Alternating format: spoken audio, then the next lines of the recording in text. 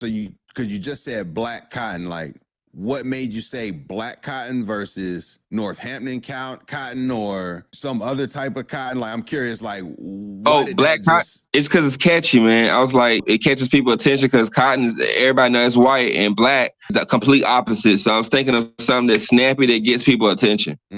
Okay. Word. And so you have black cotton. Like, tell me, so from the start, what was the original vision for the business of the cotton when you first said, okay, we're about to do something different? Like, how are you going to monetize that cotton? Like, what were the early stages of monetization? What was the idea? Now, the original idea was to take my cotton and turn it into T-shirts and clothing apparel. That's the initial idea. But like when I started to research what was required to make that happen, it seemed impossible because it would require hundreds of thousands of dollars. And like I pitched the business one time to a rich guy, and he told me I was making an assumption that people would care that my clothing is made from black farmers' cotton. So from that moment on, I said, you know what? I'm not pitching this business no more. I'm going to make our cotton worth something first. And I'm going to make people care about my black cotton. And that's when I started focusing on the home decor business because I didn't have no way to make what I had happen, but I had cotton. So I just started getting creative with it. I just started saying, hey, I need to be more creative. We need to be in tune with what people think is creative. And that just started all these options from home decor. It started with vases and cotton and vases that turned into wreaths and turned into jewelry. It turned into all types of centerpieces, Christmas ornaments. So many creative ways we can use the cotton to make home decorations and accessories. And Just so being open. for that home decor, like, what were some of the lessons learned there? Because you said the long-term vision was to get to say stuff like this with the shirts. Mm-hmm. But in creating a home decor, like what were some of the things that you sort of learned there that are like going to stick with you over time? Well, I had to make sure that our influence was right. I had to make sure people knew we was coming from the right place with this cotton. Like we're not exploitive. We're not trying to sell ourselves short. We're not trying to make ourselves look silly. And we wanted something to be people to be proud of when they see our products. Like people like to complain and talk junk about their situation, but have they put in the true work and use what they had around them? Now, people who knows my business know that that's what we've done is created a value with the assets that we have.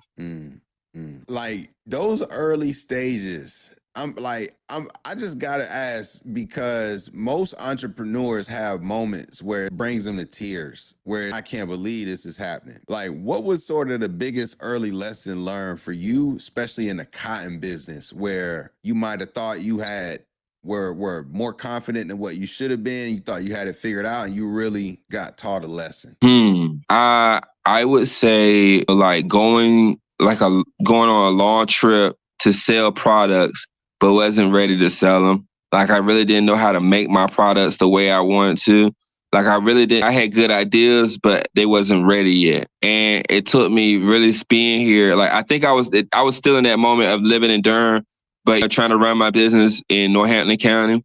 Like I didn't really master and perfect everything with the business, like even the shipping components and every small gesture of how a consumer wants to like get their product until I was here full time focused on it. So and like when you're going out on trips to sell your products, but you don't fully understand your product, your trip is like not 100% what it could be. You know what I'm saying? So I had to be fully focused on maximizing my opportunities.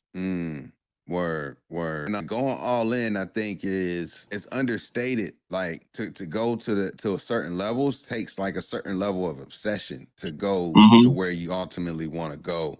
Being able to commit yourself to a passion, or better, not even a passion, a really good idea, something that you believe in. It's not just a passion, it's really a belief, I think is a better word. To commit yourself to a belief and an idea and then put in that work consistently is not easy to do. And that was a sacrifice you chose to make. Like, and in doing so, you've since, like you said, started to get into the weeds. Like from a business standpoint, I'm curious, owning a business, getting into the weeds, like just what do you feel is the most difficult thing about trying to run a cotton business? Now, my conventional cotton business with my dad is like, that's been generationally built up, but like this unique marketing space that I am, that I've been blessed with because of the internet. Learning how to manage workers and be able to get products out and manage your what's the word I want to say, your image, your likeness. You know what I'm saying, like managing that, like understanding what your attention economy is, like giving your audience the best stuff that make them want to support you. And like sometimes I have really stepped back my like marketing for the bigger cause. So thinking about your bigger plans and your goals and aspirations to be able to get them. I remember in 2018, I set some goals, right, that I wanted to accomplish by 2019. And by the end of 2019, I did not accomplish those goals. But I remember I said in 2019, what, same goals roll over. I just stayed at it. And in 2020, I accomplished all those goals. If you set something really serious and it seems out of this planning, you're trying to get to the moon, like if you go far enough, you'll catch up with it. You might not get it initially, but keep going and stay at it.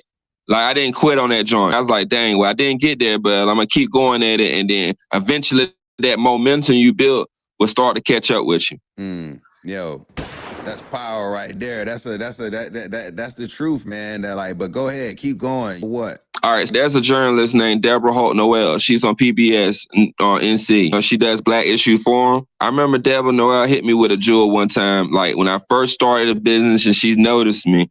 And I was trying to get on her show and get on any show. I'm trying to get the media to notice me. And she told me, she was like, when it's time, we'll call you and it'll be time. And lo and behold, I kept going. And then eventually she hit me up and she was like, Julius, it's time, right? I said, it's time. And I went on her show. Perfect timing. So and that show will premiere, is it in August? Now, this is a different show. That was in the past, but I am about to be on that. Was Black Issues. What show was that? Black Issues Forum. Black Issues Forum. Okay. Look that up, man. Some good stuff happens on Black Issues Forum on PBS, NC, UNC TV. PBS, NC, UNC TV, Black Issues Forum. Wow, I gotta admit, I think this is my first time hearing about Black Issues Forum on PBS. Is this a channel? Is this a website? How do you watch No, this? man. You know what PBS is. Sesame Street comes on PBS, where there's like every state has its own set of PBS, and ours is the UNC system. So PBS NC is under the UNC TV system. But do they have a YouTube page? Nobody watches the TV. Some people, like for instance, NPR. Some people listen to NPR, some people don't. True. Touche. I didn't know what NPR existed at one time until I went on NPR, and then I'm like, yo, NPR is real, and I listen to it. PBS Black Issues Forum. That's a show, but that's not the show I'm about to be on. But I was on that show a couple years ago. No, but I still think that's dope to let people know that there's a show out there in North Carolina talking about Black issues on PBS, and it's out there for people to consume. That so before I even get to the new joint, she hits you up, gives you that jewel, and hits you up to be on the show. Is that like is that the moment you felt like, okay, I'm doing something right? Or like at what point did you really think like, okay, I really got something here?